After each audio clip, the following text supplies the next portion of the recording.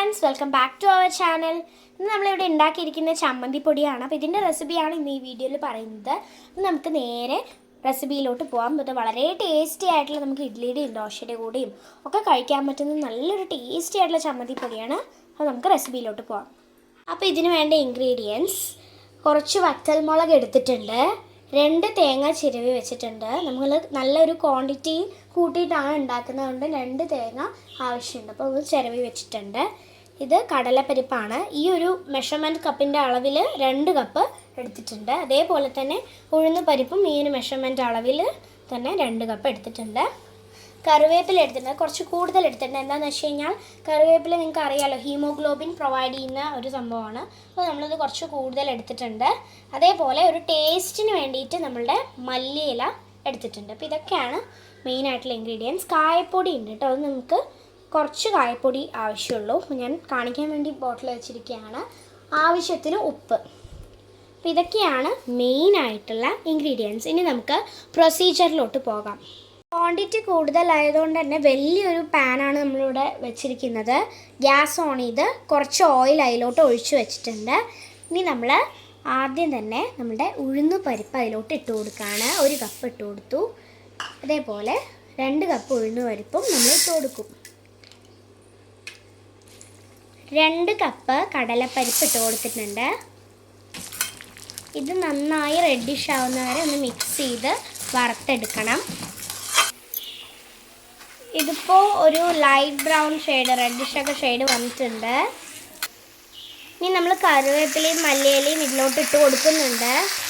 ഇനി ഇതിലോട്ട് മാറ്റി വെച്ച വറമുളക് ഇട്ട് കൊടുക്കുന്നുണ്ട്. ഇത് കോരി മാറ്റി വേറൊരു പാത്രത്തിലോട്ട് ഇട്ട് കൊടുക്കാം.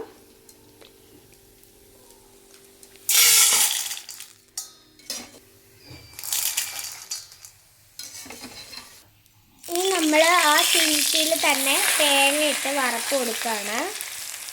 നന്നായിട്ടൊന്ന് വറുത്തെടുക്കാം. ഒന്ന് ബ്രൗൺ കളർ ആവുന്നവരെ നന്നായിട്ടൊന്ന് മിക്സ് ചെയ്ത് വറുത്തെടുക്കേണ്ടതായിട്ടുണ്ട്.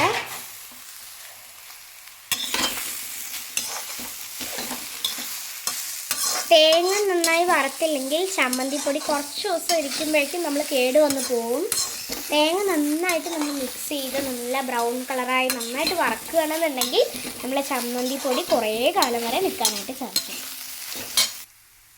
ഞാൻ ഉദ്ദേശിച്ചത് കുറേ ദിവസങ്ങളെന്നാണ്, ഒരു മാസം വരെയൊക്കെ നിൽക്കും. തേങ്ങ റെഡി ആയിട്ടുണ്ട്.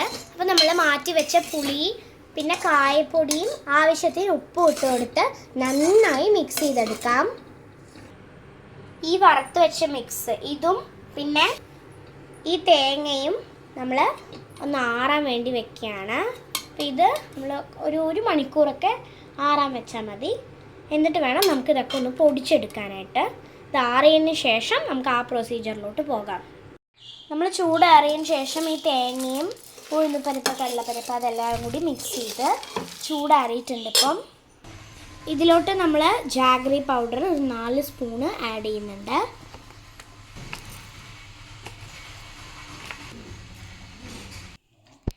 ഇനി ഇതെല്ലാം ഒന്ന് പൊടിച്ചിട്ട് വരാം. നമ്മുടെ ടേസ്റ്റി ആയിട്ടുള്ള ചമ്മന്തിപ്പൊടി ഇവിടെ റെഡി ആയിട്ടുണ്ട്. എന്താ ടേസ്റ്റ്! ഞാൻ ടേസ്റ്റ് ചെയ്ത് നോക്കി കേട്ടോ, നല്ല ടേസ്റ്റ് ഉണ്ട്. അപ്പോൾ എല്ലാവരും ട്രൈ ചെയ്ത് നോക്കുക. ഇഷ്ടപ്പെട്ടെങ്കിൽ ലൈക്ക് ചെയ്യുക, ഷെയർ ചെയ്യുക, സബ്സ്ക്രൈബ് ചെയ്യുക. തൊട്ടടുത്തുള്ള ബെൽ ബട്ടൺ കൂടി പ്രസ് ചെയ്താലേ ഈ ചാനലിലെ നോട്ടിഫിക്കേഷൻസ് ഒക്കെ കിട്ടുള്ളൂ. അപ്പോൾ താങ്ക് യു, ബൈ.